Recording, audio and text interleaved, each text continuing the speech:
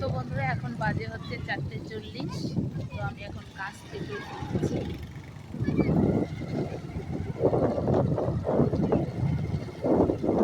Normally কিন্তু আমি অনেকটা দেরি করে ফিরি, বেশ কয়েকদিন ধরে আমার শরীরটা ভালো না, অনেকদিন পর আজকে গেছিলাম কাজে, সেই কারণে তাড়াতাড়ি ফিরে এসছি। ওগুলো এখনও কিন্তু আমার খোলা রয়েছে।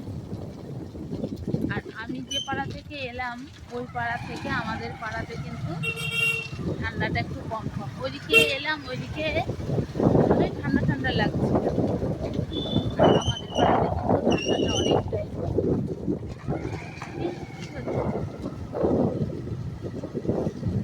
তো যাই হোক, পেছনে কলেজে কি যেন একটা হচ্ছিল, বেশ কিছু লোকজন ছিল সামনে।